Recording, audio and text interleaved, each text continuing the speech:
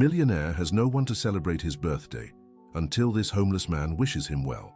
David Mitchell sat on the cold bench in Lincoln Park with a small white box beside him. His 35 years of life had been entirely dedicated to business, and now, on the most important day of the year, he didn't have a single person to share his birthday with. That's when a shabby-looking man approached with a smile on his wrinkled face. He wore tattered clothes and a green wool cap that had seen better days. "Happy birthday, son," the homeless man said, pointing at the cake in the box. David looked up, annoyed, just what he needed. In his worst moments, someone always showed up to bother him. "Go away, I don't have any money," he lied, adjusting his expensive jacket. "I don't want money, just came to wish you well," the man replied in a rough but warm voice. "Can I sing you a little song?" "No need." "Leave." But the homeless man didn't move. Instead, he began to sing softly, "Happy birthday to you on this special day." David felt uneasy, but something in the man's voice made him stop protesting. There was a strange familiarity in that tone, as if he'd heard it before.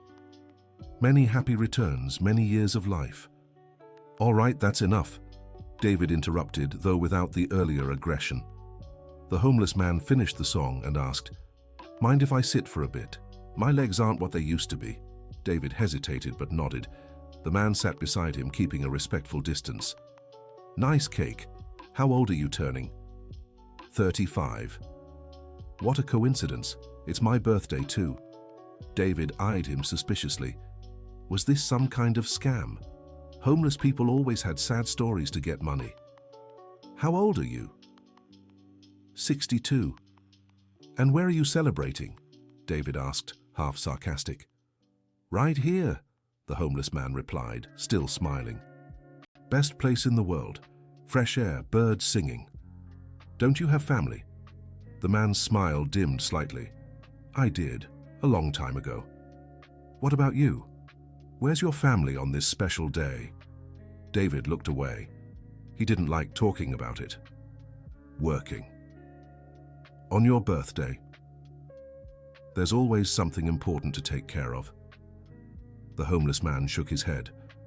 "What a shame. Birthdays are for being with the people you love." "Who says anyone loves me?" David muttered, more to himself than the stranger. "Everyone needs love, son. Rich or poor, everyone does." They sat in silence for a few minutes. David watched the yellow leaves falling from the park trees. Fall in Chicago always made him melancholy. "Which hospital were you born in?" the homeless man suddenly asked. "Why?" "Just curious. I was born at Memorial Hospital right here in the city." David stared at him, surprised. "Me too. What exact day?" "May 3rd. You?" "May 3rd. The homeless man grinned. "See? Maybe we even shared a nursery." "That's impossible." "Why impossible? You're from a rich family, but it wasn't always like that, was it? Every rich person was poor once." "My family's always had money," David replied defensively. "Always? Your father was born rich?" David hesitated. Truth was, he didn't know much about his father's youth. Robert Mitchell rarely spoke about the past. He built the company from scratch. "Ah, so he wasn't rich as a kid, see? Everyone starts humble." The homeless man adjusted his cap and looked at the cake. "Aren't you gonna eat? Looks delicious. You can have a piece if you want. Only if you eat too. A birthday without cake isn't a birthday." David opened the box and broke the cake in half with his hands, offering a piece to the homeless man.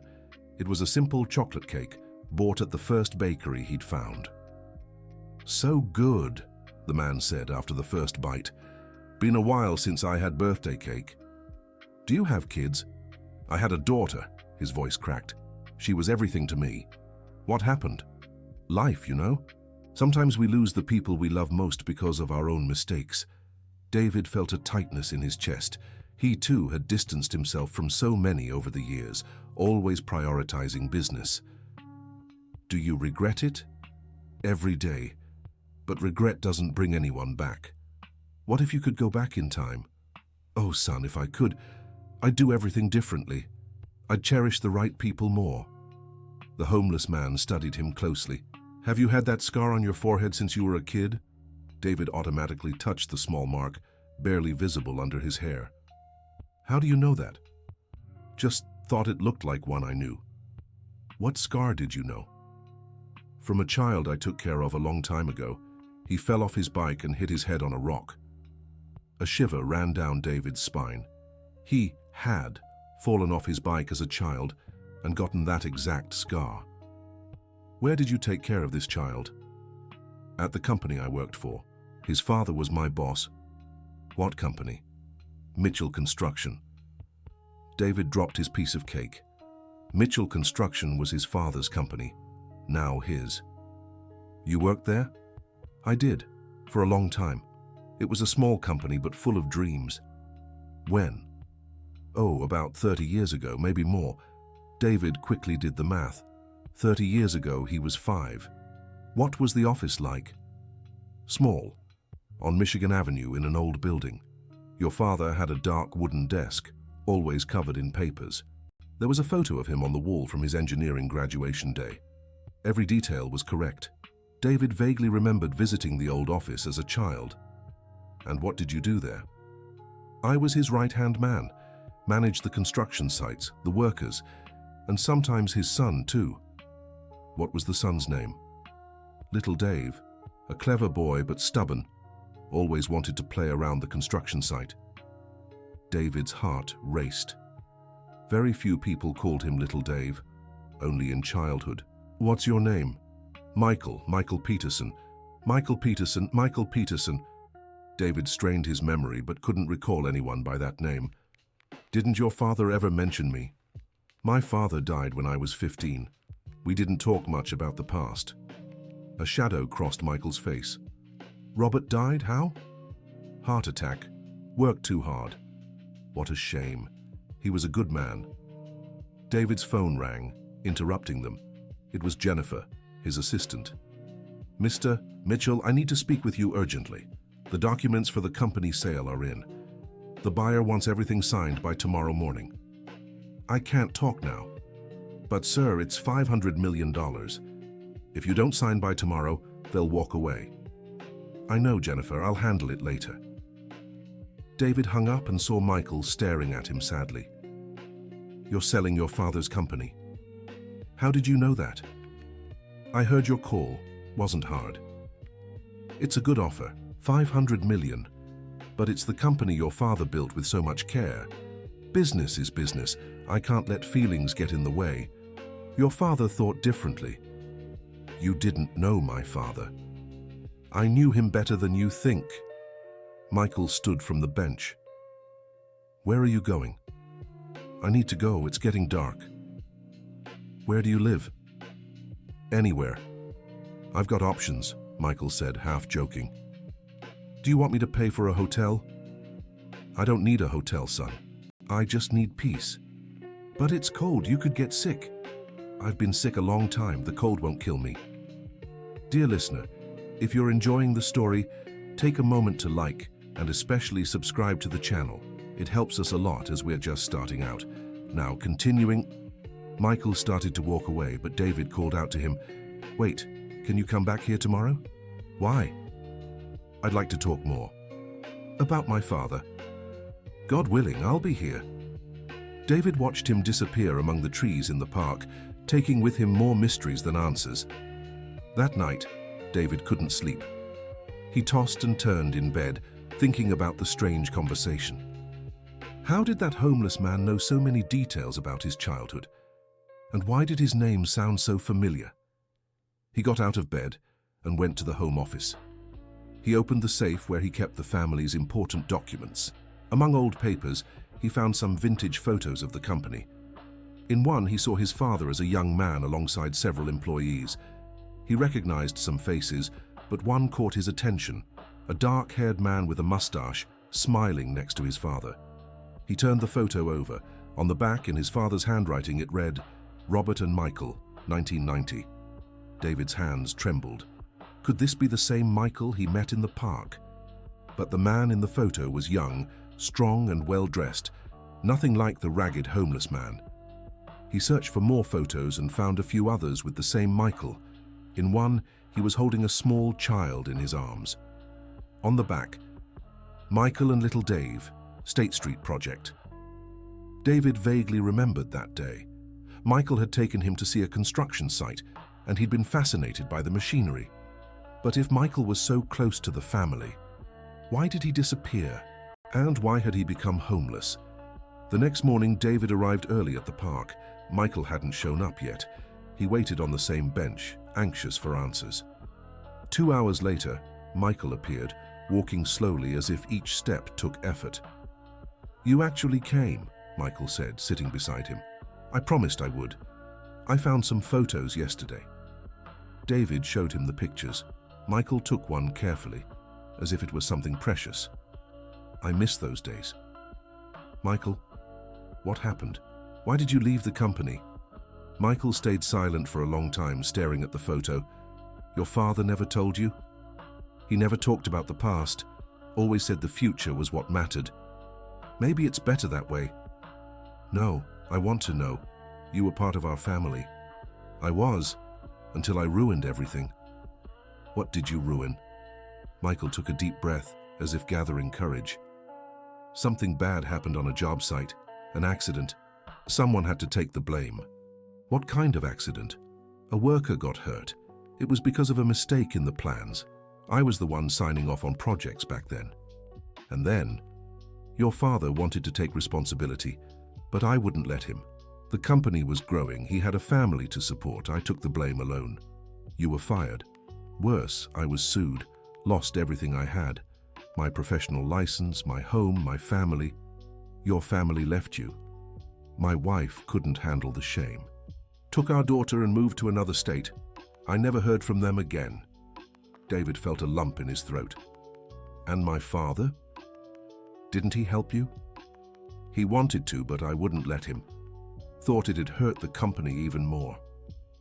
"That's absurd. If it was a mistake in the plans, it wasn't just your fault." "Yes, it was. I signed off. I approved it." "But if my father wanted to take responsibility too..." "Your father was new in the business. A mistake like that could have ruined everything he'd built." David was furious. Michael had sacrificed his whole life to protect the family's company. "Where have you lived all these years?" "Here and there. Took odd jobs, always under a fake name. No one hires an engineer who's been sued." "Are you still an engineer?" "Technically, yes, but in reality, I'm just an old man living on the streets." "This isn't right." "Life isn't always right, son. Sometimes you make choices and have to live with them." "Did my father know where you were?" "I think so. Sometimes I'd see him drive by here, but he never stopped." "Why?" "Pride, perhaps. Or shame. I don't know." David looked at Michael with new eyes. He wasn't just a homeless man. He was someone who had lost everything to protect his family. "Michael, do you have somewhere to stay tonight?" "I have a few spots." "I want to take you to a hotel. You need to take care of yourself." "I don't need charity." "It's not charity, it's justice. Justice would be having my family back. No hotel can give me that. But I can give you other things." "Like what?" "A job at the company." Michael laughed, but without joy. "Little Dave, you don't understand. I'm an ex-con. I spent 2 years in prison for that accident. No one hires me." "You served your time. You paid for something that wasn't entirely your fault." "The world doesn't see it that way." "I do." "You don't even really know me." "I know enough. You took care of me when I was a kid. You protected my family when it mattered. That's what counts." Michael shook his head. "You're being sentimental. Tomorrow you'll think better of it and change your mind." "I won't change my mind." "Yes, you will, especially when you hear the rest of the story." "What rest?" "There's more you don't know." "Like what?" "About your mother." David froze. His mother had died when he was 8, or at least that's what his father always told him. "What about my mother? She didn't die when you were a child." "What are you talking about?" "Your mother died 5 years ago, in a nursing home on the south side." The world spun around David. How could his mother have died 5 years ago? "That's impossible. My father told me she died when I was 8. "Your father lied to protect you." "Protect me from what?" "Your mother had an illness. She forgot things, didn't recognize anyone. Your father thought it was better for you to remember her as she was before. Did he have the right to do that to me? I don't know if he had the right, but he did it out of love. How do you know all this? Michael was quiet for a moment. Because I paid for the nursing home expenses. What? Every month for 15 years, I sent money to the home to make sure she had the best care.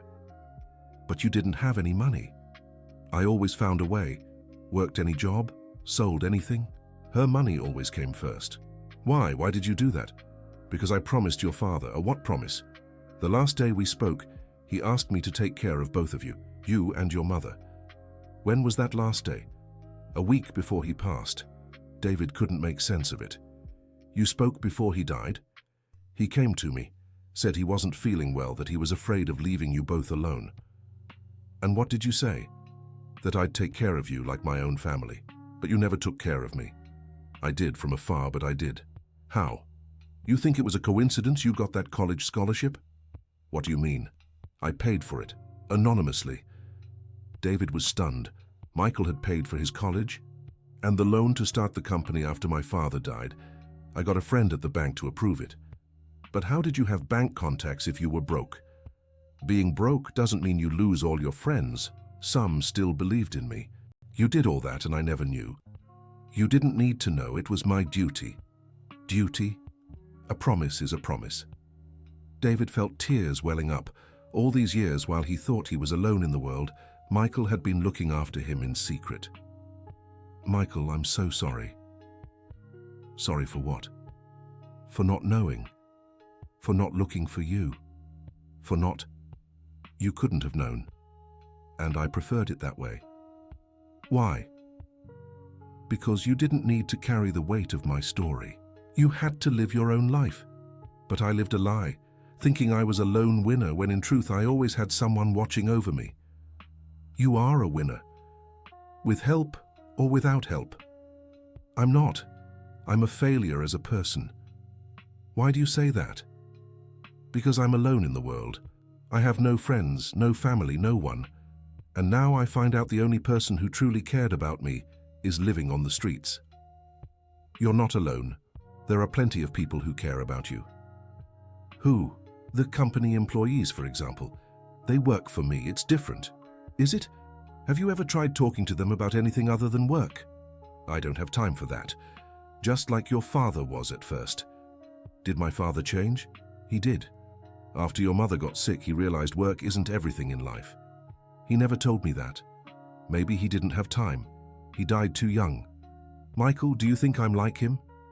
Physically, very much. In personality, I'm not sure yet. What do you mean? Your father learned to value people. You haven't yet. How so? You're selling the company he built, the one I helped build, the one so many families depend on. It's a good deal. For who? For me. I'll be rich. You're already rich. I'll be even richer. And then, what will you do with all that money? David didn't know how to answer. He'd never thought about it. I don't know. Maybe travel. Buy a bigger house. Alone? I guess so. How sad. Why? Wealth with no one to share it with is poverty. You're being dramatic. I'm being realistic. What's the difference between you and me? Are you kidding? I have money, a home, a business. I had all that once too. And now? The only difference is I at least have good memories of when I had a family. I can build a family. You can. But will you build one? Or will you keep selling what your father built? Dear listener, if you're enjoying the story, take a moment to like and especially subscribe to the channel. It helps us a lot as we're just starting out. Now, continuing. Michael's question hit David like a punch. Was he really selling everything his father built just to have an even lonelier life? Will the buyer keep the employees? He said he'll evaluate each case. Translation, he'll fire half of them. Maybe. And you don't care. They'll find other jobs. At their age? Mrs. Jenkins is 60. She's worked at the company for 30 years. Who's going to hire her? David knew Mrs. Jenkins. She was the longest-serving cleaner at the company, always kind and dedicated. How do you know Mrs. Jenkins? I know all the long-time employees. Sometimes I pass by the company just to see how things are. You go there? From a distance. I never go in. Why?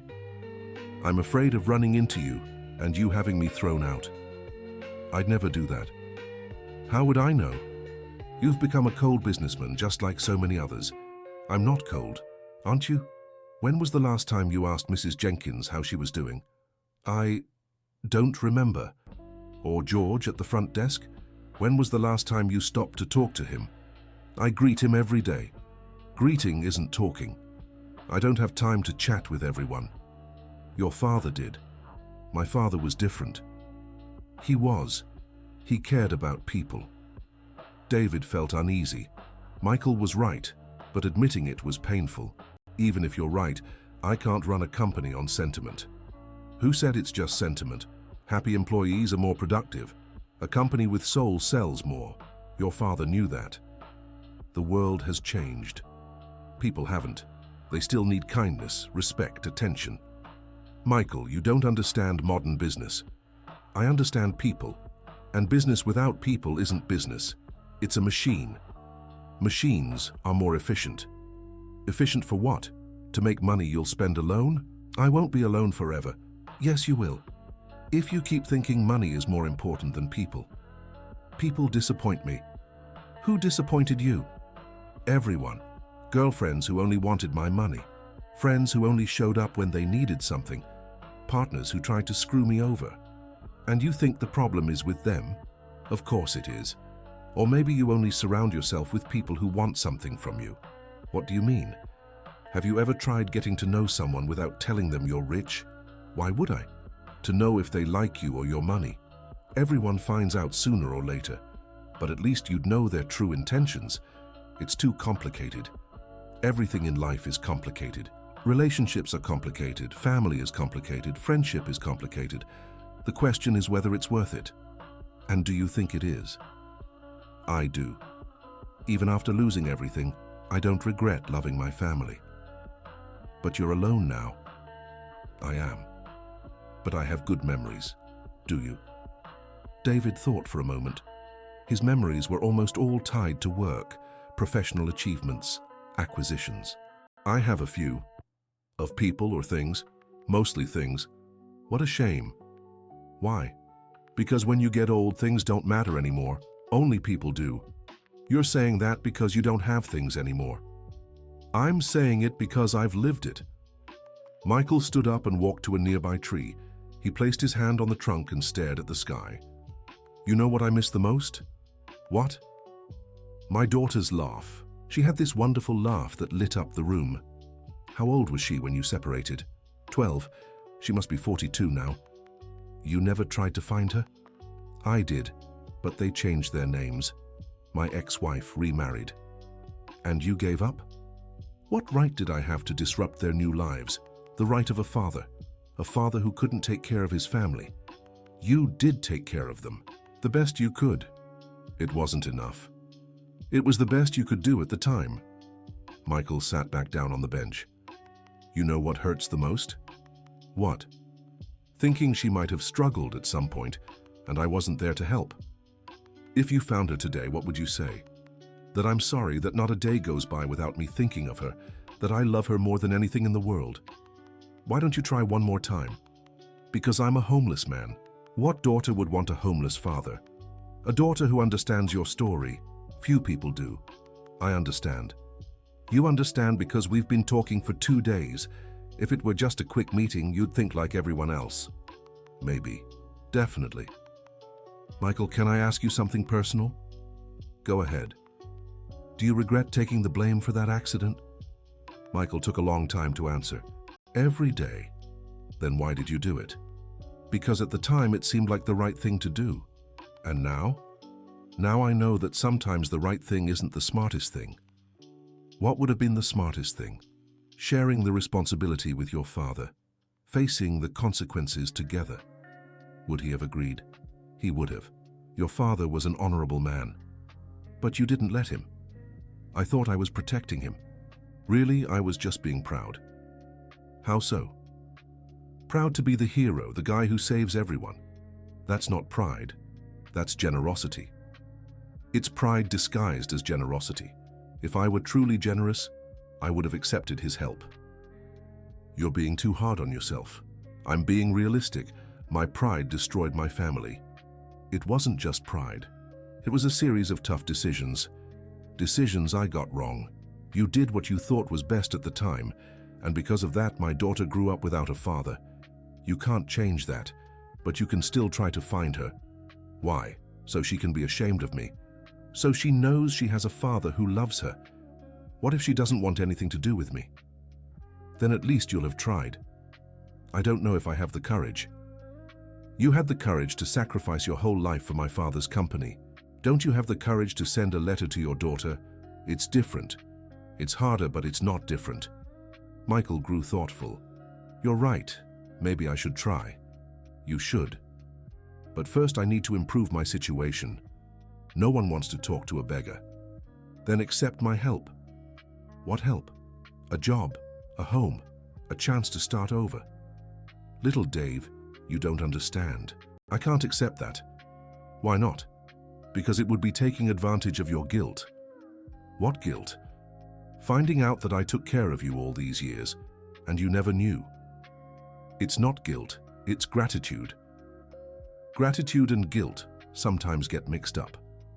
I'm not mixing anything up. I'm offering work to someone who deserves it. I don't deserve it. That's for me to decide. What if I accept and you regret it later? I won't regret it. How can you be sure? Because I need someone I can trust in the company. You have other employees. Employees who've only worked with me a short time. You've known the company from the beginning. I knew the old company.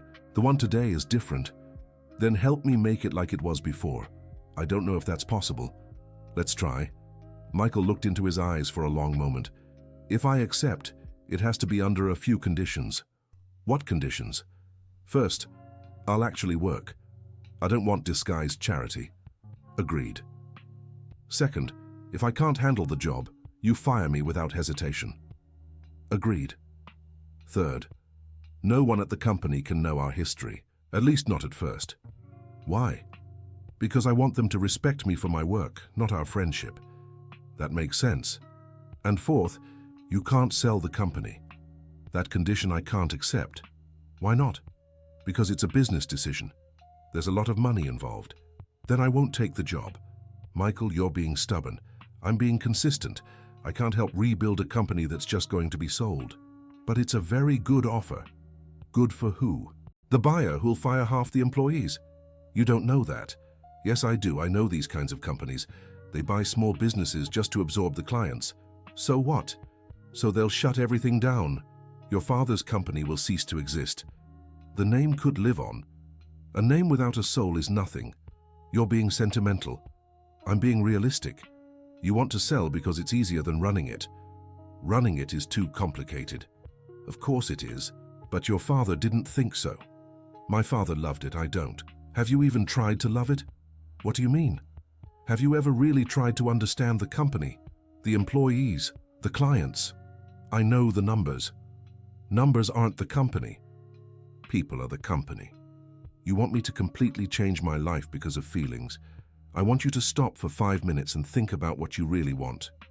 I want money. To do what? To live comfortably. You already live comfortably. I could live more comfortably. And then what? When you have all the comfort in the world, what will you do? I don't know. I'll figure it out when I get there. You'll figure out that comfort without purpose is empty. You sound like a self-help guru.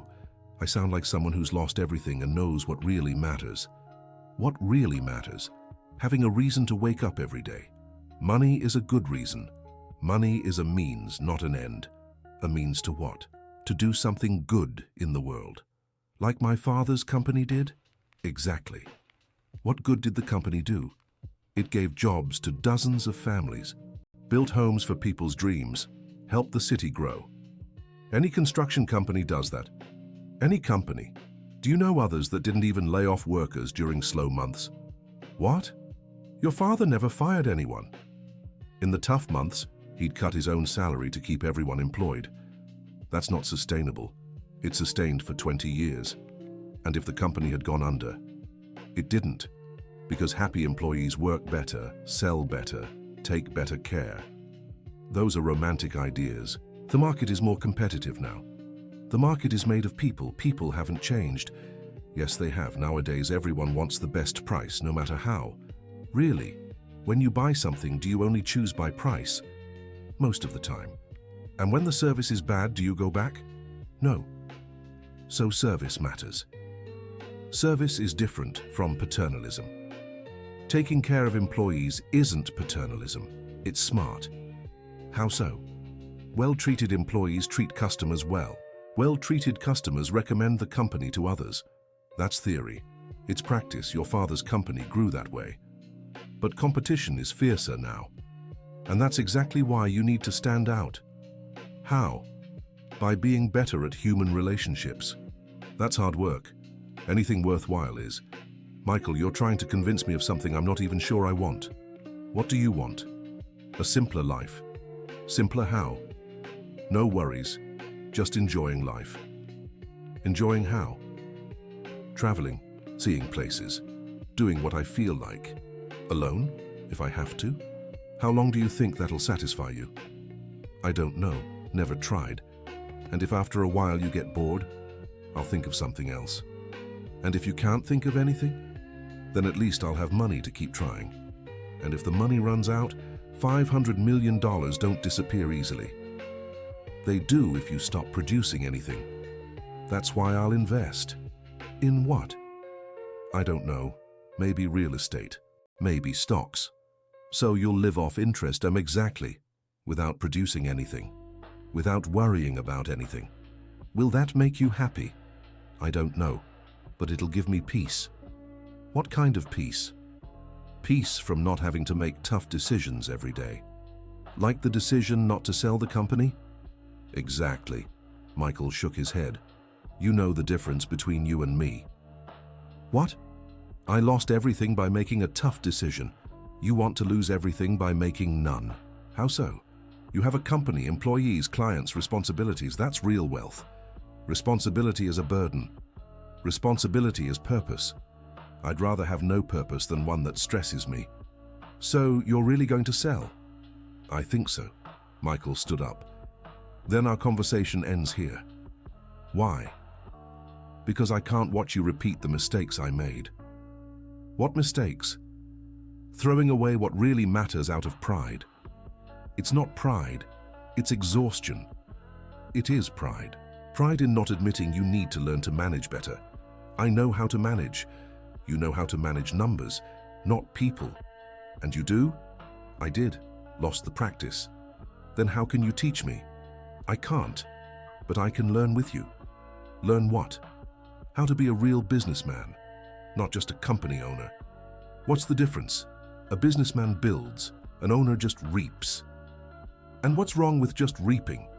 The problem is eventually the harvest runs out, not if you invest well. I'm not talking about money, I'm talking about fulfillment.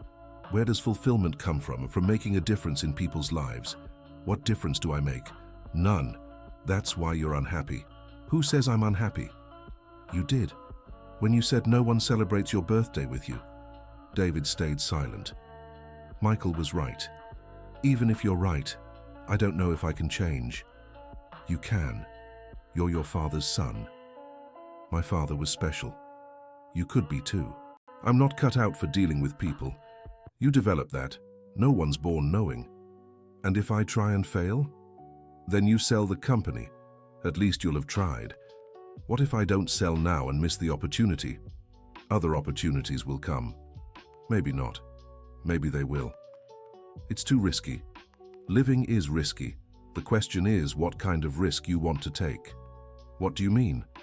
The risk of regretting selling or the risk of regretting not selling? Which is worse? Only you can answer that. David Mitchell fell into thought. Really, which regret would be worse? Michael, can I ask you something? Go ahead. If you could go back in time, would you sell my father's company to avoid that accident? No. Why? Because the accident happened due to carelessness, not because of the company. But if the company didn't exist, the accident wouldn't have happened. If you follow that logic, it's better not to leave the house to avoid the risk of getting hit by a car. It's different. It's the same. Life has risks. Business has risks. The important thing is to minimize them, not run away. How do you minimize them? By taking care of your people, investing in training, buying safety equipment. That's expensive. Accidents cost more. Not always. Always. It might not cost in money, but it costs in peace of mind. You didn't have peace after the accident, because I took on blame that wasn't just mine. So my father was also to blame. The blame was on the system, the rush, the lack of experience, and you paid for it alone. I did, and it was a mistake. Why? Because it solved nothing. The worker was still hurt. The company still had the same problem, and I lost my family. But the company didn't go under. It didn't, but it didn't learn either. What do you mean? If your father had faced the problem with me, maybe he would have made changes to prevent other accidents. He didn't. He did some things, but not enough. How do you know? Because I kept an eye from afar, and I saw other minor accidents happen. Accidents always happen in construction, but they can be minimized. How? With more care, more training, more safety equipment. That slows productivity. It slows speed, not productivity. It's the same thing. It's not. Productivity is doing it right. Speed is doing it fast. The market demands speed. The market demands results. If you deliver good work, the client won't care if it took a little longer. Yes, they will. Everyone's in a hurry these days. Everyone's in a hurry, but no one wants rework. What do you mean? It's better to do it right the first time than to fix it later. That's obvious. It is, but do you apply that to the company? I try. How? I hire good professionals and train them. They already know what to do. They know how to do it their way, not necessarily the right way. What's the right way? The way that ensures quality and safety. And who decides that? You. You're the owner. I don't understand construction. Then learn. I don't have time to learn. Do you have time to sell? Selling is faster. And easier. Exactly. But not smarter. Why not? Because you're running from the problem instead of solving it. What problem? Your inexperience in the field. I have managers for that. Managers handle day-to-day. Strategic vision is your responsibility. I have a strategic vision. What is it? Maximizing profits. That's not a strategic vision. It's a financial goal. What's the difference? Strategic vision is how you get there. By selling well and spending little. That's tactics, not strategy. Then explain the difference. Strategy is deciding what kind of company you want to be. Tactics is how you implement that decision. What kind of company do I want to be? Good question, do you know? I want to be a profitable company. Just that? Isn't that enough? No, because there are 1,000 ways to be profitable. And which one is the best? The one that aligns with your values. My values are profit and efficiency. Those are goals, not values. What's the difference? Values are principles that guide your decisions. Goals are results you want to achieve. Give me an example. A value could be respecting employees. A goal could be cutting costs. And if the two conflict, then you discover what your true values are. Dear listener, if you're enjoying the story, take a moment to like and especially subscribe to the channel. It helps us a lot as we're just starting out. Now, continuing. Michael, are you trying to brainwash me? I'm trying to make you think. About what? About what kind of person you want to be. I want to be successful. Define successful. Recognized, respected, financially independent, and happy. If I get those 3 things, I'll be happy automatically. Are you sure? No, but it's a good bet. Do you know many rich and unhappy people? I do. Then why do you think it'll be different for you? Because I'll have more money. How much money is enough to be happy? I don't know. A lot. A lot is how much? More than I have now. And if after getting more you're still not happy, then I'll get even more. Until when? until I'm happy. And if happiness doesn't come from money, where will it come from? From people. People disappoint me because you choose the wrong ones. How do you know? Because you yourself said your girlfriends only wanted your money. That's true. Where do you meet these girlfriends? At social events, business parties. In other words, places where everyone knows you have money, more or less. It's not more or less, it's exactly like that. And where else can I meet people? Anywhere. The bakery, the gym, the park. Like here. Like here. But you're a special case, you knew my father. What if I were just some random homeless guy? Would you have the patience to talk to me? David thought honestly. Probably not. Then the problem isn't people, the problem is your filter. My filter?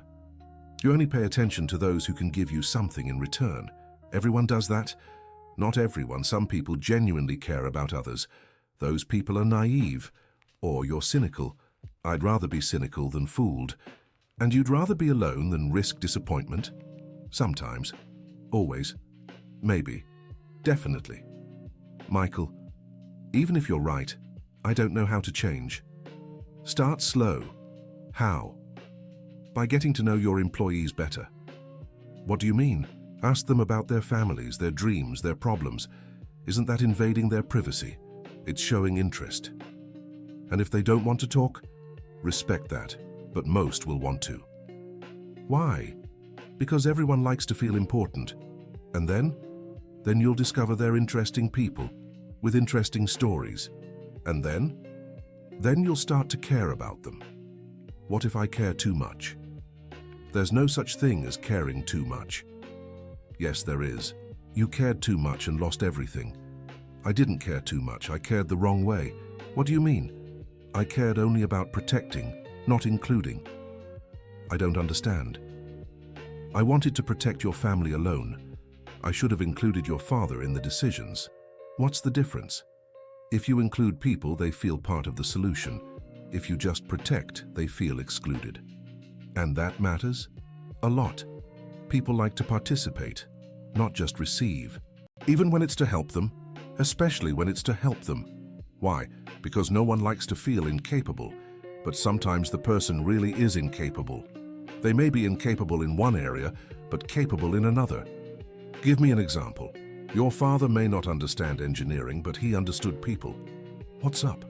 If I had shared the technical responsibility with him, he could have handled the human side. What do you mean? Talking to the injured worker's family, organizing a relief campaign, getting the other employees involved. And that would have helped. It would have shown the company genuinely cared. The company did care. I cared. The company, as an institution, didn't show it. What's the difference? If the company had spoken up officially, other accidents might have been avoided. How? Employees would have seen safety was a real priority, not just on paper. And it wasn't. It was for me and your father, but not for all the managers and supervisors. How do you know? Because I followed the company for years after the accident. From afar, but I followed it. And saw other accidents, a few minor ones, nothing serious. So the system worked. It worked partially, it could have worked better. How? By involving employees more in safety decisions. Employees don't understand safety. Employees understand the daily risks better than anyone, but they don't know how to fix them. They know how to spot problems. Fixing them is management's job. Management already spots the problems. Management spots the obvious ones. Employees spot the details. What details? A hole in the ground that could make someone trip, a poorly maintained tool, a procedure that works on paper but not in practice. Those are small details. Big accidents start with small details. Not always. Most of the time. And how would employees report these details? Weekly safety meetings, suggestion box, casual conversations. That's a lot of work. Less work than dealing with accidents. What if employees take advantage, complain about everything? Then you teach them to prioritize. How? By showing you take their suggestions seriously, implementing the good ideas, explaining why some can't be done. What if they don't understand the explanations? Keep at it. explain again, in different ways. That's time-consuming. At first, then it becomes routine. And is it worth it? Yes, an employee who feels heard works better, even if their suggestion isn't implemented. Especially then, because they see you at least considered it. Michael, you make it sound easy. It's not easy, but it's not impossible either. And do you have experience with this? Some. When I worked with your father, we tried to listen to everyone. And it worked. It did. The company had few workplace issues, few employees too. True, but the principle's the same. I'm not sure it is. Today there are 50 employees. 50 isn't a lot. You can get to know everyone. You can know their names, not their lives. You don't need to know their whole life, just enough to care. And how much is enough? Knowing if they're doing okay, if they have a problem, if they need help. What if they need help I can't give? Help them find someone who can. That's not my job, not legally, but it can be a moral duty. What's the difference? Legal duties force you, moral duties you choose. And why would I choose to? Because people who are helped become loyal. And loyal employees produce more. They produce better. Better how? More carefully, more dedicated, more creative. Creativity isn't important in a construction company. It's very important. A creative worker solves problems engineers don't even imagine. What kind of problems? How to handle a tricky finish. How to adapt a plan to the site's reality. How to save material without cutting corners. Those things should be in the plans. They should, but they aren't always. Reality is different from paper. So the projects are bad. Projects are theoretical. Construction is practical. And what's the problem with that? None, if you have employees willing to bridge the gaps. And if you don't, then you have rework, delays, extra costs. Does that happen often? More than it should. Why? Because unmotivated workers only do what's on paper. Motivated workers do what needs to be done. And how do you motivate them? By listening, respecting, recognizing. Recognizing how? Praising them when they do good work, asking for their input on improvements, giving credit for good ideas. What if the idea is bad? Thank them for the suggestion and explain why it can't be implemented. Won't that discourage them? Only if you do it rudely. How do you do it politely? Good idea, Michael. Unfortunately, we can't implement it now due to the budget, but let's save it for the next project. What if it's a really bad idea? Interesting, Michael. I'll look into it and get back to you. And then, you actually look into it and give honest feedback, even if it's to say the idea is bad. Especially then. But explain why respectfully. And will they accept it? If you explain it right, they will. And next time they'll suggest something better. How can you be so sure? Because I've seen it work. Where? At your father's company. My father did that? He did. He was an expert at making people feel important. Even when they were wrong? Especially when they were wrong. How so? He understood that being wrong is part of learning. And if the person didn't learn, then he'd change his approach. Try teaching another way. And if that still didn't work, then he'd reassign them. So fire them. Not necessarily, sometimes just relocate them. To a worse position? To a role better suited to their strengths. And they'd accept it? Almost always, because they knew your father was trying to help, not punish. How did they know? By the way he handled the conversation. How did he handle it? With honesty but no aggression, acknowledging their strengths but being clear about what needed improvement. And if the person got offended? Sometimes they did, but he preferred a temporarily offended person over a whole company suffering. So he fired people when necessary. He did, but as a last resort, and always respectfully. What do you mean, respectfully? Giving them time to get back on their feet, helping them find another job, giving good references when deserved. That's not an employer's obligation. It's not an obligation, it's decency. And was it worth it? Very much so. How? Employees who left on good terms recommended the company to others, even after being fired. especially because they were fired fairly. I don't get it. If you let someone go respectfully, they understand it was about fit, not ill will. And that matters? A lot. Someone who leaves a company on good terms won't badmouth it. And someone who leaves badly, they'll badmouth it to anyone who'll listen. And that hurts. It hurts a lot. The construction industry is small. Everyone knows everyone. Do you think my company has a good reputation? I don't know. It's been a while since I checked. How can I find out? Talk to former employees who left the company. Why? To hear how they talk about the company to others. And if they're bad-mouthing it, then you know there's a management problem. And how do you fix it? By changing how you treat people. Starting with who? With those still at the company. And how do I know if I'm treating them well? Ask them. How? Do an anonymous employee satisfaction survey, and if the results are bad, then you know where to start improving. And if they're good, then you know you're on the right path. Michael, you're convincing me that running a company is more complicated than I thought. It's complicated but not impossible. And is all this complication worth it? It is if you want to build something lasting. What if I just want to make money? Then sell the company outright and invest in stocks. Do you think I should do that? I think you should do what brings you satisfaction. What if money brings me satisfaction? Then focus on the money. But do you think it's the right choice? What I think doesn't matter, what you think does. I don't know what I think. Then maybe it's time to find out. How? By testing it. Testing how? Spend a few months trying to run the company the way we've been discussing. If you don't like it, then sell. What if another good offer comes up in the meantime? It will. A good company always has buyers. What if the price is lower? Then you decide if it's worth accepting or not. It's too risky. Living is risky. Some risks are bigger than others. True, but some risks have bigger rewards too. What reward would I get from running the company? The satisfaction of building something of your own. What if it doesn't bring me satisfaction? Then at least you'll know you tried. What if I regret it?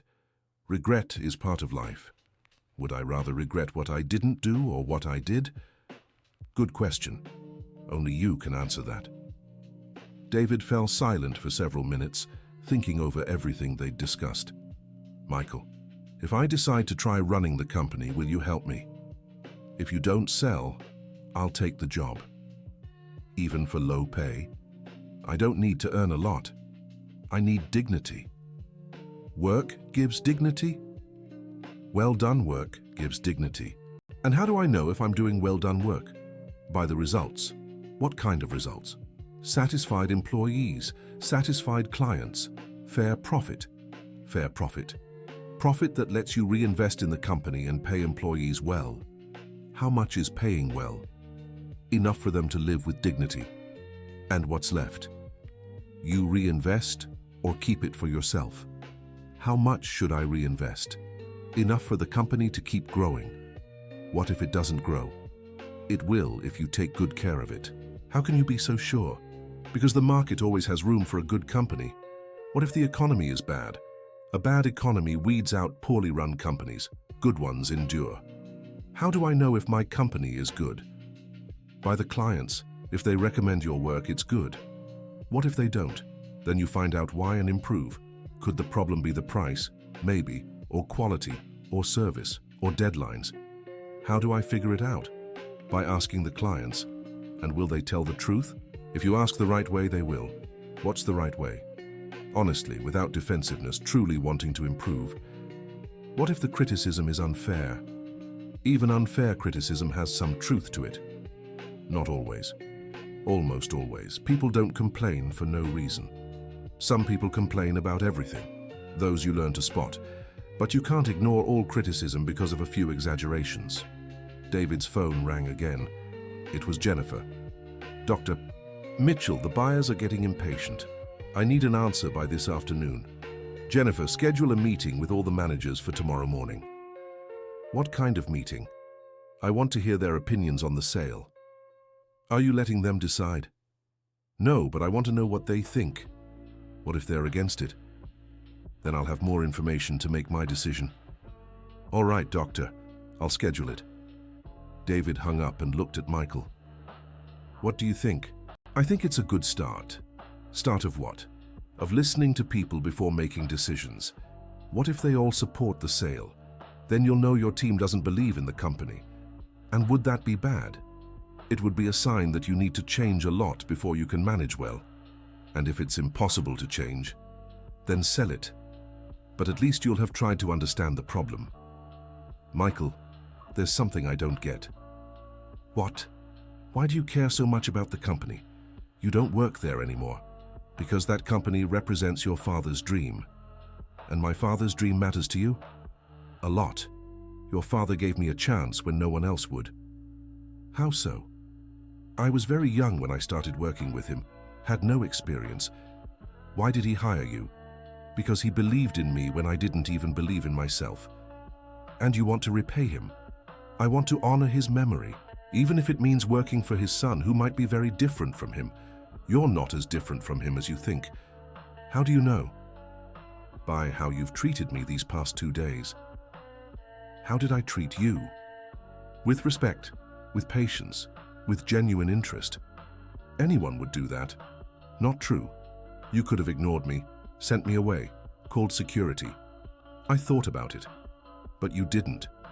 Just like your father would have. My father was more sociable than me. Sociability can be learned. What matters is having good intentions. And you think I do? I do. Otherwise, you wouldn't have listened to me for so long. Maybe I just listened out of curiosity. Maybe. But genuine curiosity is already a good sign. Why? Because it shows you care about people. I don't know if I care about everyone. You don't have to care about everyone, just the people who work with you. And if I can't, then you'll realize you're not cut out to be a businessman. Then what am I cut out for? Only you can figure that out. How? By trying different things until you find something that brings you joy. And if I never find it? Everyone finds something. The trick is looking in the right places. Where are the right places? Where you can use your talents to help others. And if my only talent is making money? Making money isn't a talent, it's a result. A result of what? Of doing something useful for society. And if I don't want to be useful to society, then you'll live an empty life. Why empty? Because a life without purpose is a life without meaning. And what would my purpose be? Only you can decide. Give me a suggestion. Use the company to make a difference in people's lives. What kind of difference?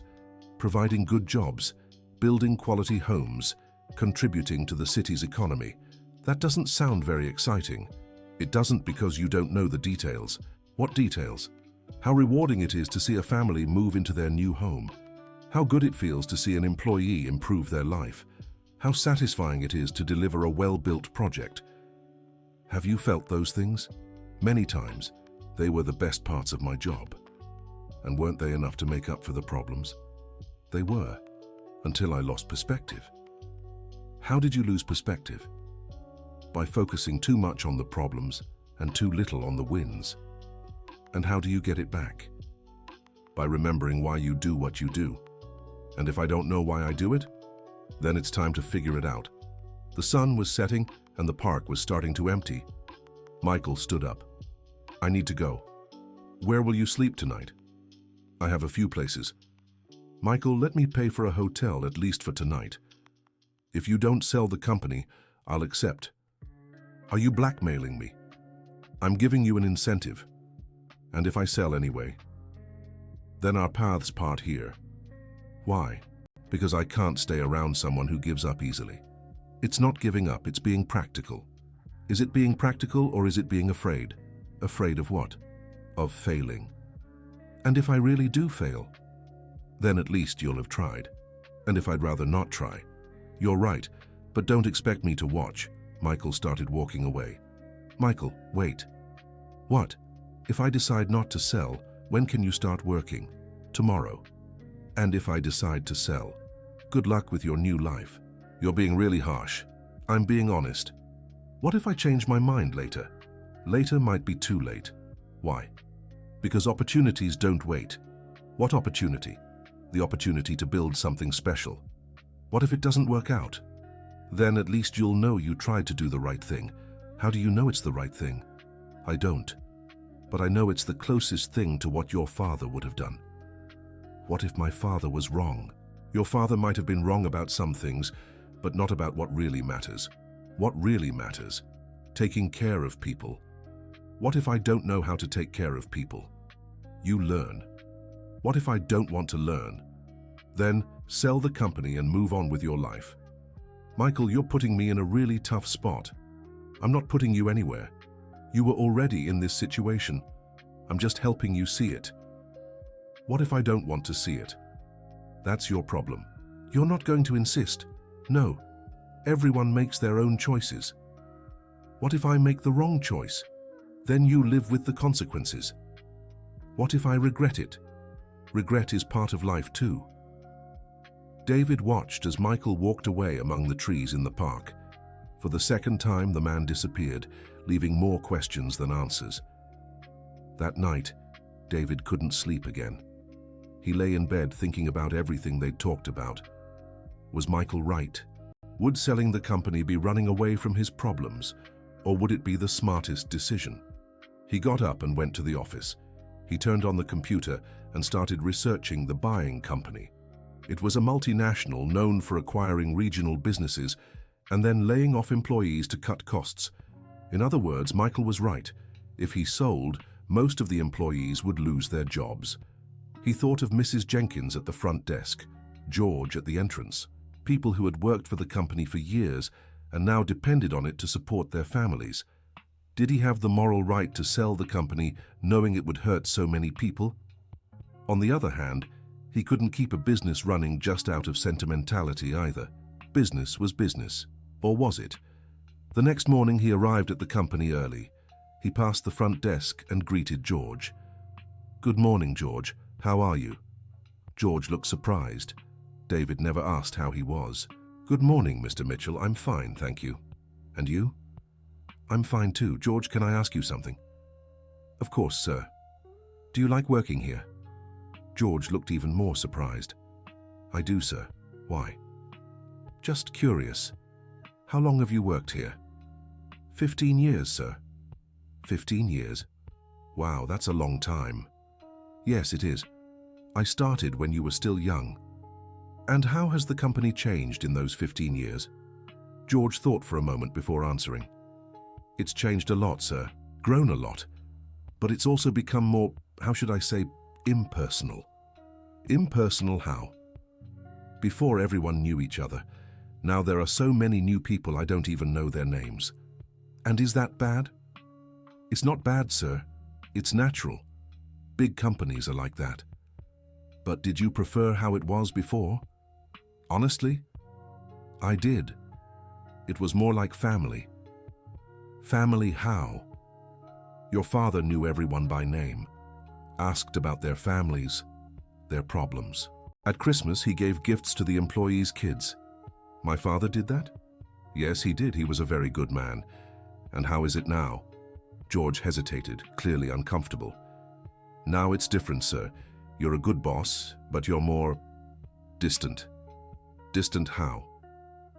"You stay in your office more, rarely come down to talk to the staff." "And do the staff miss that?" "Some do, yes. And you?" "I understand you have a lot of work. Big companies take a lot of work." David realized George was being diplomatic. Actually, he also missed the closeness they once had.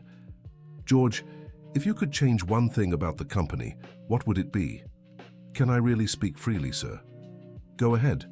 "I'd change the communication." "How so?" "Sometimes we're the last to hear about things.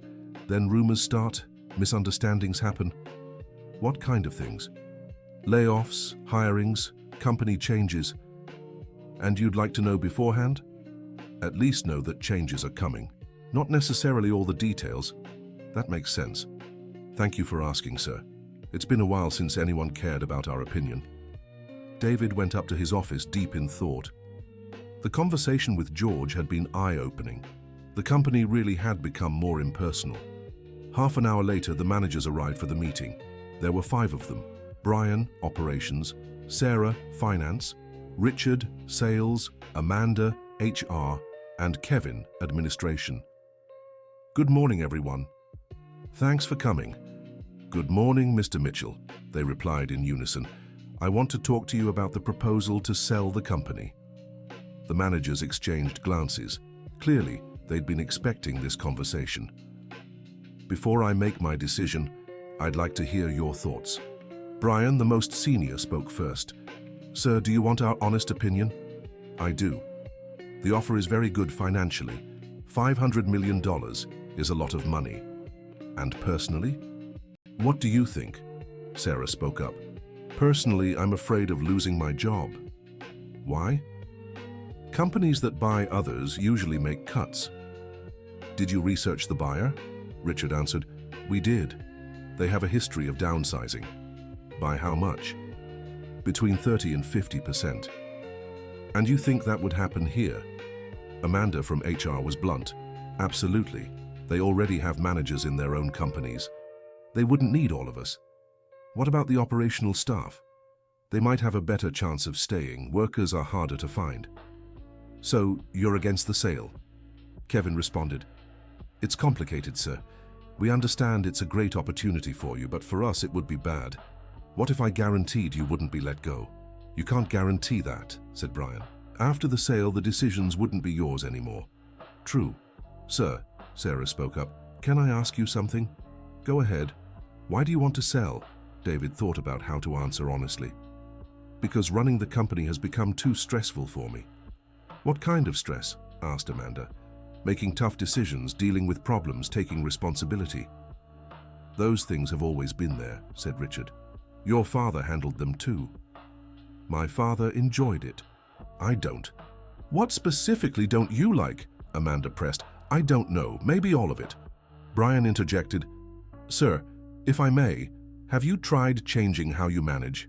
How so? Maybe the problem isn't the company. Maybe it's the method. Explain. You manage alone, you make all the decisions alone, you carry all the problems alone. How could it be different? By sharing the responsibilities with us. Don't you already have responsibilities? We have operational responsibilities. We don't have a say in strategic decisions, because strategic decisions are mine. But they could be ours too, said Sarah. How so?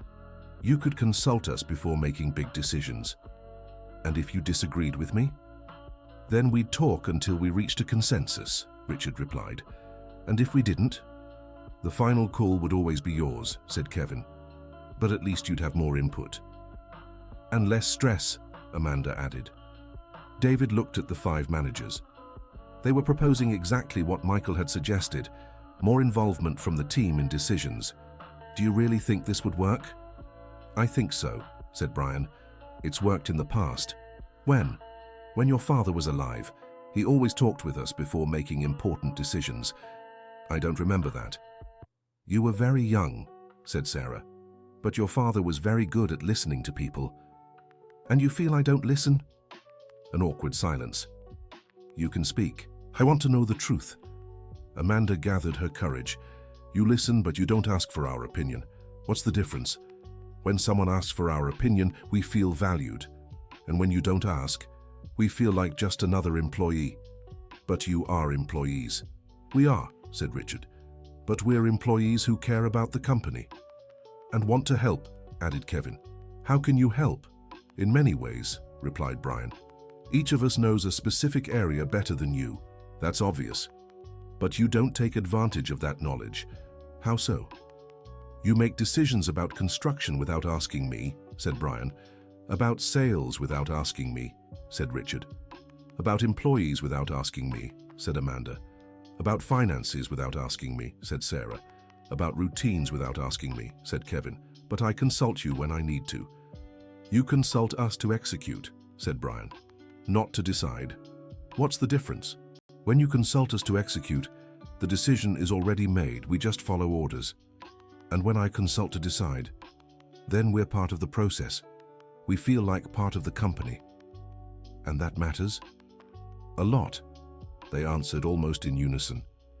Why? Because when we're part of the decision, we commit to the outcome, explained Sarah. And when we're not, then we just follow orders, without feeling responsible, said Richard. I see. Doctor, said Amanda, can I make a suggestion? Go ahead. How about you try managing more collaboratively before deciding to sell? How would that work? Weekly meetings to discuss the company's problems, suggested Brian. Important decisions made together, said Sarah. Each manager with more autonomy in their area, said Richard. Better communication with all employees, said Kevin. And recognition for a job well done, added Amanda. Wouldn't that make management slower? At first, maybe, admitted Brian. But then it would become more efficient. Why? Because everyone would be aligned with the goals. And if someone doesn't align? Then we'd talk until they do, said Sarah. And if it still doesn't work? Then that person would leave the company, said Amanda, but in a friendly way. Do you think this would solve my stress problems? It would solve a big part, said Richard, because you wouldn't be alone in decisions. And if I make mistakes? Everyone makes mistakes, said Kevin. What matters is fixing them quickly. And if the mistakes are serious? Serious mistakes are rare when many people are part of the decision, said Brian. Why? Because there's always someone who sees an angle the others missed. David was impressed by the depth of their answers. His managers really thought about the company. Everyone, can I ask a personal question? Go ahead, said Sarah. Do you like working here? We do, replied Brian. Otherwise, we wouldn't have stayed so long. But some things could be better, added Amanda. Like what? Communication, as we've said Richard. Participation in decisions, said Sarah. Recognition, said Kevin. Training, said Brian. Career plans, said Amanda. Would these improvements cost a lot of money? Some would, others wouldn't, answered Sarah. Give me examples of improvements that don't cost money. Better communication, said Amanda. Participation in decisions, said Richard. Recognition, said Kevin. And examples that cost money. Training, said Brian. Career plans, said Sarah. But those are investments, not expenses, observed Amanda. How so? A trained employee produces more. An employee with a career plan stays longer with the company. And does that justify the investment? Absolutely, said Brian. Employee turnover costs a fortune. How much does it cost? Termination, hiring, training the new employee? It adds up to about 3 salaries per person, calculated Amanda. And do you think investing in training and career plans would reduce turnover? Definitely, said Sarah. So it would be a good deal. It would be a great deal, said Richard. And why haven't I thought of this before? Because you never asked for our opinion, said Kevin, somewhat sarcastically. Everyone laughed, including David. You're right. I really don't ask for your opinions. But you can start now, suggested Brian. And what if I start asking and you give me too many suggestions I can't implement? Then you explain why you can't, said Amanda. We'll understand. And what if some suggestions are bad? We'll learn, said Sarah. Nobody's born knowing everything. And what if I don't like managing this way? Then you can go back to the old way, said Richard. Or sell the company. But at least you'll have tried, added Kevin. How long do you think we'd need to test this new approach? About 6 months, suggested Brian. 6 months is a long time. What if the sale offer falls through? Doctor, said Sarah, can I say something? Go ahead. If you're thinking about selling, maybe it's because you're not happy managing the current way. That's true. So you have nothing to lose by trying something different. How so? If it doesn't work, you sell anyway. If it does, you'll be happier. That makes sense. And we'll help you through this transition, offered Amanda. How? By taking on more responsibility, bringing more suggestions, handling the details so you can focus on strategy. But I don't even know what's strategic. We'll figure it out together, said Brian. And what if we find out I'm not cut out to be a businessman? Then at least you'll know you tried, said Richard. And we'll have been part of an interesting experiment, added Kevin. David looked at the 5 managers again. They were smart, experienced, committed to the company. Maybe a different way of managing really was possible. All right, let's try it. Really? asked Sarah, surprised. Really, but with a few conditions. What conditions? Asked Brian. First, if it's not working in 6 months, I sell the company. Agreed, said Amanda. Second, you have to be honest with me. If something isn't working, speak up right away. Agreed, said Richard. Third, I'll be honest with you too. If I don't like something, I'll say so. Perfect, said Kevin. And fourth, we'll take it slow. We can't change everything at once. Of course, said Sarah. So, how do we start? How about a weekly meeting to discuss company issues, suggested Brian. Every Monday morning, proposed Amanda. And monthly updates for all employees, added Richard. About what? Company status, new projects, plan changes, explained Sarah. And recognizing good employees, said Kevin. How? Employee of the month, profit sharing, year-end party. That'll cost money. Very little compared to the results, assured Amanda. All right, let's see how it goes. Doctor, said Brian, you won't regret this. I hope not. We'll make it work, promised Sarah. Together, finished Richard. The meeting ended with everyone excited. David was surprised by the manager's enthusiasm. Was it really possible to be happy running the company? That afternoon he called Jennifer. Jennifer, call the buyers and tell them I'm not selling. Are you sure, sir? I am, at least for now. They'll be upset. That's their problem. If it's a good company, there'll always be buyers. What if they don't want to buy in the future? Then we'll find other buyers, or we won't sell. You've changed a lot since yesterday. I have. Sometimes one conversation changes everything. What conversation? I'll tell you later. By late afternoon, David returned to the park. Michael was already there, sitting on the same bench. You came. I promised I would if you didn't sell. How did you know I didn't sell? I saw it on your face. You look calmer. I am. I talked to the managers today. It'll be easier than I thought. I told you you weren't alone. You were right. They want to help. Of course they do. They were just waiting for you to let them. So now, do you accept the job? I do, but I want to start at the bottom. What do you mean? I don't want to be a manager. I want to work directly on the construction sites. Why? Because that's where I can be most useful and where I feel most comfortable. But you have so much more experience. Technical experience. I lost my people management skills. You can get them back. I can, but slowly. That's fine. When do you want to start? Tomorrow. So soon? I've been unemployed for 30 years. I don't want to wait anymore. And where will you live? I have some money saved. I'll rent a studio apartment. What money? From your mother's leftover pension. What do you mean leftover? She died before spending it all. There was a little left. And you kept the money. I saved it for you. It's in a savings account. How much? About $50,000. Michael, that money is yours. You were the one who took care of her.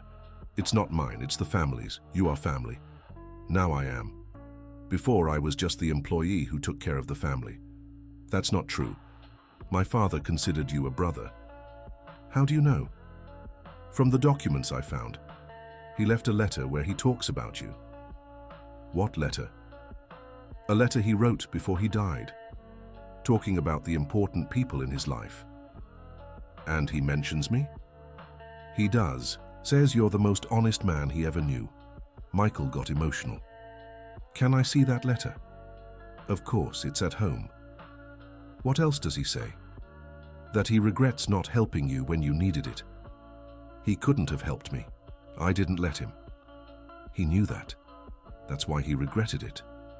That's silly. It's not silly. He wanted to share the responsibility, and you wouldn't let him. I was just protecting him. He knew, but he wished he'd insisted more. And why didn't he? Because he respected your decision, even though he thought it was wrong, especially because he thought it was wrong. I don't understand. He believed true friends don't give up on each other easily, and he gave up on me.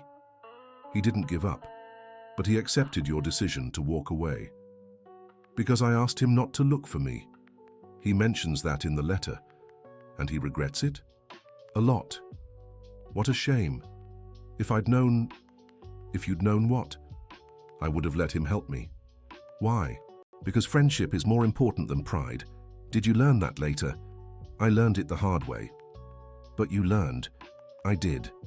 That's why I want to work with you now. Even for low pay? Money can be recovered. Lost time can't. Michael, can I ask you something? Go ahead. Did you find any information about your daughter? I found a few things. How?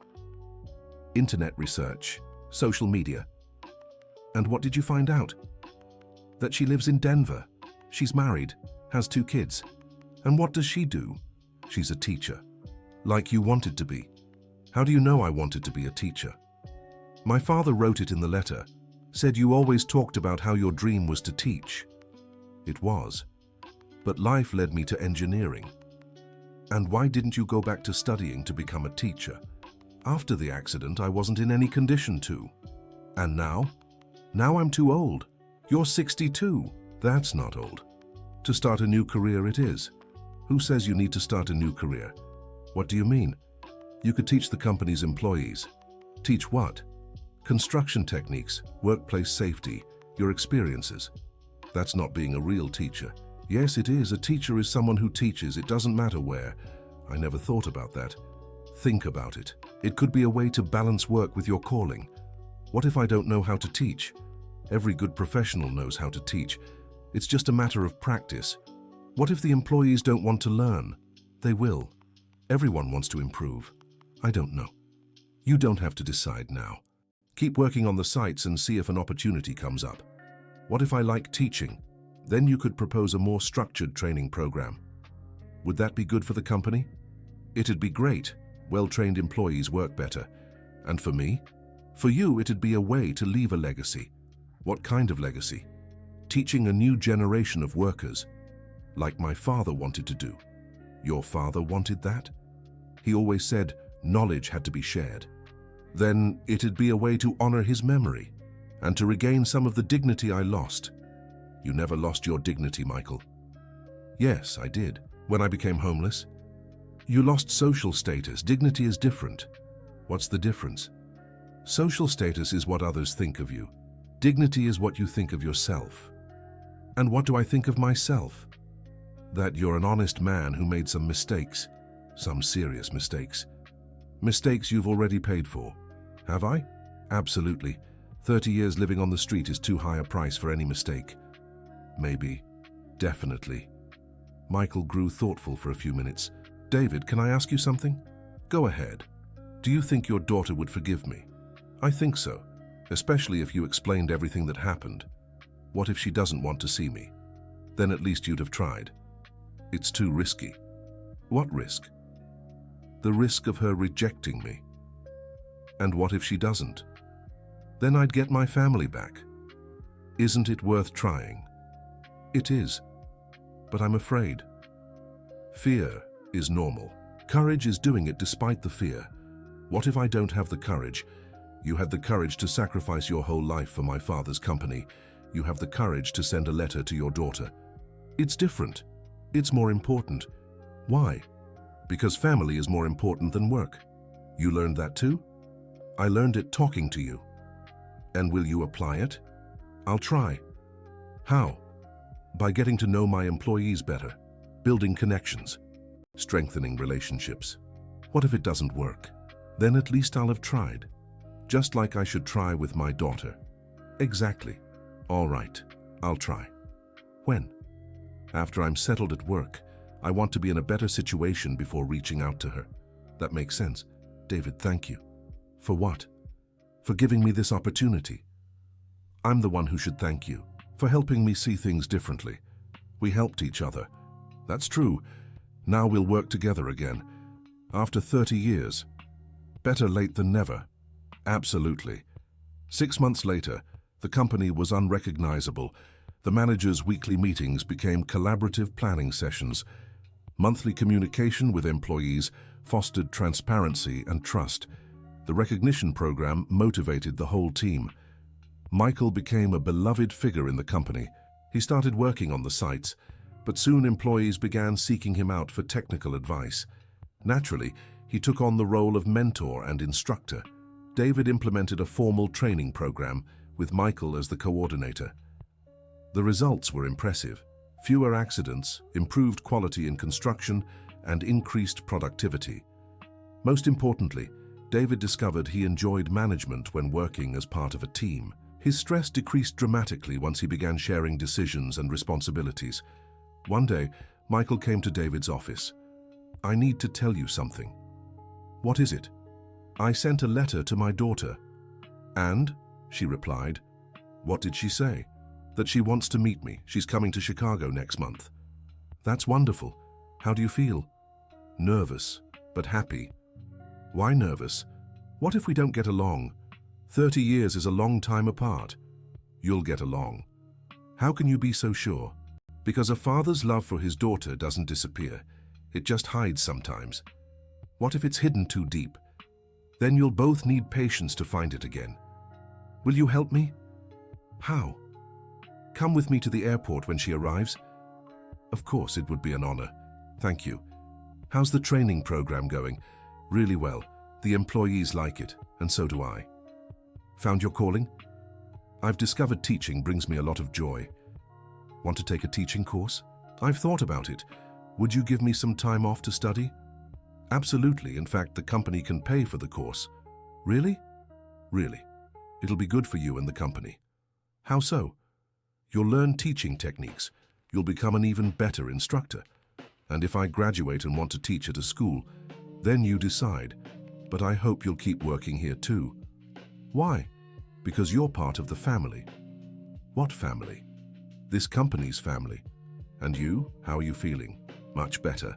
I've learned work can be enjoyable when done as a team." "What about the buyout offer?" "I don't regret turning it down." "Not even for $500 million? "Not even. I've realized some things are more valuable than money." "Like what?" "Purpose, relationships, personal fulfillment." "And you have all that now?" "I'm building it, day by day." "Just like your father did." "Just like my father did." A year later, Michael stood at the airport with David waiting for his daughter to arrive. They had been writing to each other for months, slowly rebuilding their lost connection. "She's here," David said, watching the arrivals board. "I'm shaking." "That's normal, it'll be fine." "What if she doesn't recognize me?" "You sent a recent photo, she'll know you." "What if she's disappointed in me?" "She won't be. You've changed a lot this past year." "Have I really?" "A lot. You're more confident, happier, more dignified." "More dignified how?" "You've found yourself again, you've regained your pride." "What if she asks why I abandoned the family?" "You explain what happened, honestly." "What if she doesn't understand?" "She will, she's your daughter. She has your intelligence, and I hope so." "Michael, look." A woman around 40 stepped out of the arrivals gate, glancing around for someone. She had Michael's eyes and his shy smile. "That's her," Michael whispered. "Go on." Michael walked slowly toward his daughter. When she saw him, she froze for a moment, overcome with emotion. Then she ran and threw herself into his arms. "Dad! Sweetheart!" They held each other for several minutes, crying. David watched from a distance, moved as well. 2 years later, Mitchell Construction was recognized as one of the best in the industry, not just for financial success, but especially for its workplace quality. David had become a respected businessman, known for valuing employees and clients. The company grew sustainably without sacrificing human values. Michael completed his teaching degree and developed a training program adopted by other firms in the field. His daughter moved to Chicago with her family, and they fully reconnected. One late afternoon, the two were back at the park where it all began. "Michael, thank you." "For what?" "For changing my life. You're the one who changed your own life. I just gave you a little nudge, a very important nudge. The decision was yours. But you showed me other possibilities, and you had the courage to try, just like you had the courage to look for your daughter." "True. You know what amazes me the most?" "What?" "How a single conversation can completely change the course of our lives. If it's an honest conversation with the right person at the right time." "What if I hadn't come to the park that day?" You would have come another day when you were ready for change. How do you know? Because unhappy people always look for answers, one way or another. What if I hadn't listened to you? You would have listened to someone else, somewhere else. Do you think everything had to happen the way it did? I think life gives us opportunities, but it's up to us to take them or not. And do you think we made the most of ours? I think so. Look where we are now. That's true. 2 years ago I was alone, sad, thinking only about money. And today? Today I have a thriving business, employees I care about, purpose in life. And I was on the streets, with no family, no dignity. And today I have a job, a home, my daughter back, grandchildren I adore, and we both have each other. Like family, like real family. David, can I ask you something? Of course. Do you still think about selling the company? Never again. In fact, now I'm thinking about expanding. Expanding how? Opening a branch in Denver, near your daughter. Really? Really? And I want you to manage it. Me? But I don't know anything about management. You understand people, and good management is basically that. What if I don't know how? We'll learn together, just like we did here. It would be a dream that can come true. When? Next year, if you're up for it.